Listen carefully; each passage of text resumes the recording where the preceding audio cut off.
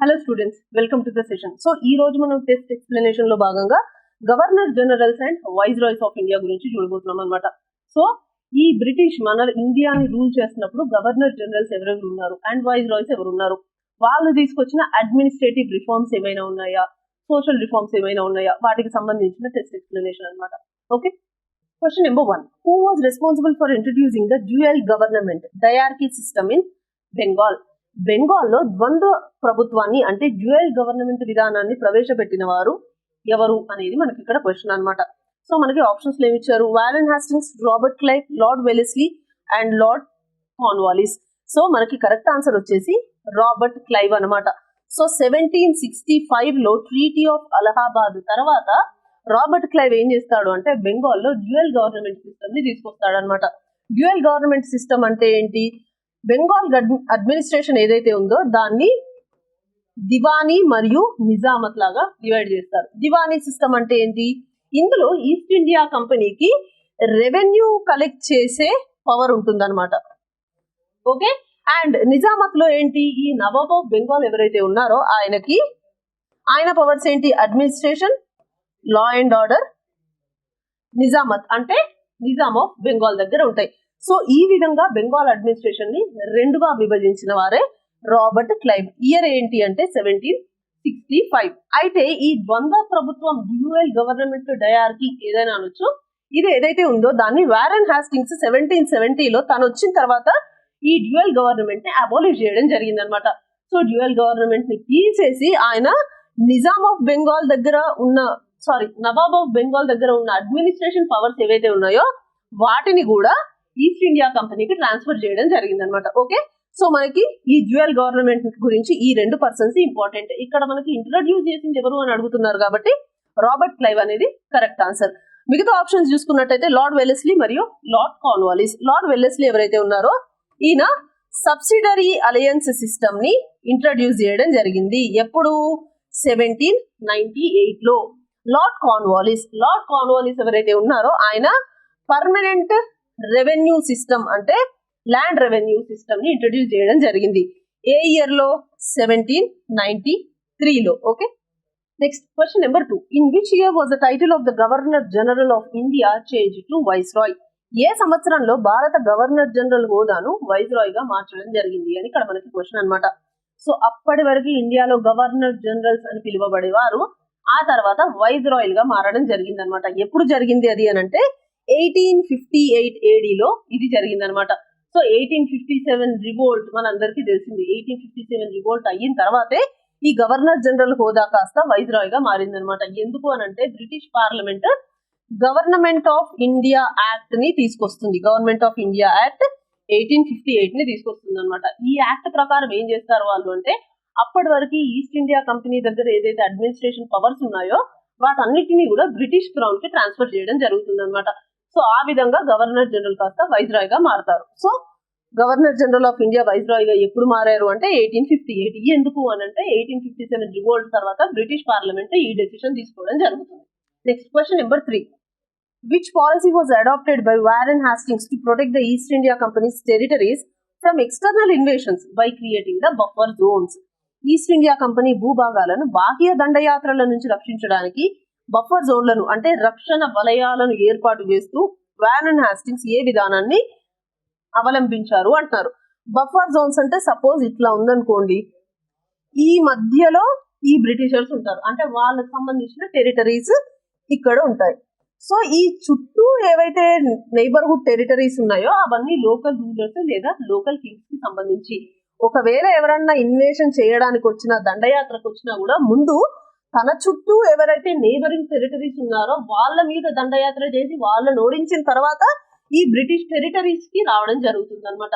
So ఆ విధంగా Warren Hastings ఒక కొత్త విధానాన్ని తీసుకొచ్చాడు. అంటే తమని తాము వేరే వాళ్ళ ఇన్వేషన్స్ నుంచి ప్రొటెక్ట్ చేసుకోవడానికి తీసుకొచ్చిన విధానమే ఇది.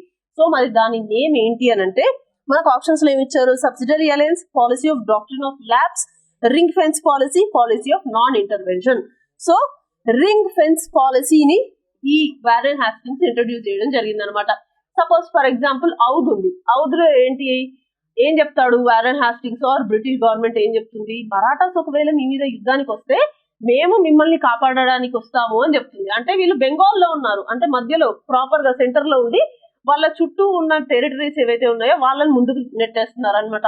ఎవరైనా యుద్ధానికి వస్తే ముందు వాళ్ళ మీదకి వస్తారు, మేము మిమ్మల్ని ప్రొటెక్ట్ చేస్తాం, వాళ్ళు మా దగ్గరికి రాకుండా ఉంటారు. అంటే తమని తాము డిఫెండ్ చేసుకోవడానికి తీసుకొచ్చిన సిస్టమే ఈ రింగ్ ఫెన్స్ పాలసీ, రక్షణ వలయాన్ని ఏర్పాటు చేసుకోవడం అంటారు దాన్ని. Okay, next question number 4. Match the following historical figures with their respective titles or positions. క్రింద పేర్కొన్న చారిత్రక వ్యక్తులను వారి పదవులతో జతపరచండి అనేది మనకి ఇక్కడ క్వశ్చన్ అనమాట. సో ఇక్కడ మనకి first governor general of Bengal, అంటే బెంగాల్ యొక్క మొదటి గవర్నర్ జనరల్ ఇవ్వడం జరిగింది. And first chief justice of the supreme court at Calcutta, Calcutta supreme court మొదటి ప్రధాన న్యాయమూర్తి. కలకత్తా సుప్రీం కోర్ట్ అంటే ఎక్కడుంది? Fort William. And C first law member of the governor generals council, governor general council లో మొదటి న్యాయ సభ్యుడు. And the first viceroy of India, భారతదేశపు మొట్టమొదటి వైస్రాయ్ ఎవరు అని అడుగుతున్నారు. సో మనకి governor general of Bengal, first governor general of Bengal ఎవరు అని అంటే Warren Hastings. So regulating act of 1773 ప్రకారంగా ఈయనని మొట్టమొదటి గవర్నర్ జనరల్ లాగా చేయడం జరుగుతుంది బెంగాల్ కి.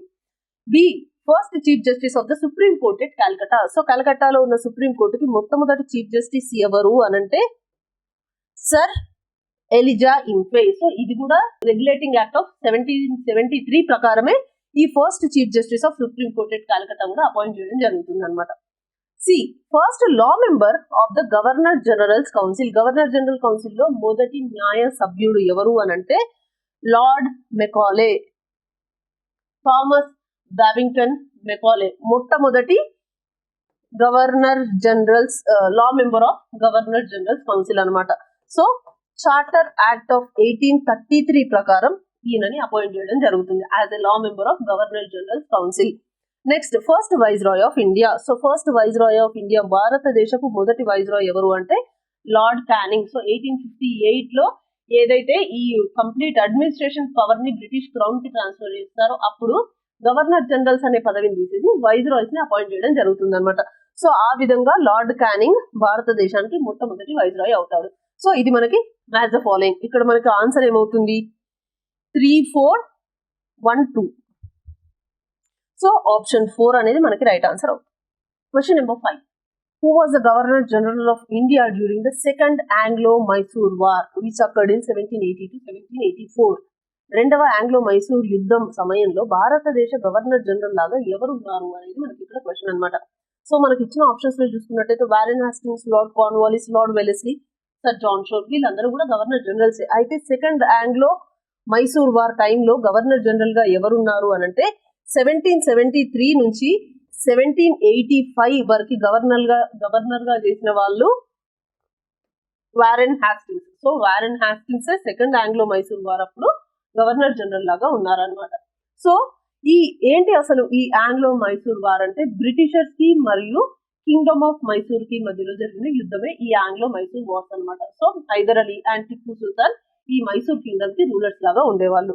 So second Anglo Mysore war జరిగిన టైం లైన్ ఇది. ఆ టైం లైన్ లో గవర్నర్ జనరల్ లాగా ఎవరున్నారు అంటే వారెన్ హాస్టింగ్స్. ఆ తర్వాత ఆప్షన్స్ చూసుకున్నట్టయితే Lord Cornwallis, Wellesley and sir John Shore. ఈయన మెయిన్ గా పాలసీ ఆఫ్ నాన్ ఇంటర్వెన్షన్ కి ఎక్కువ ప్రాధాన్యత ఇస్తారనమాట.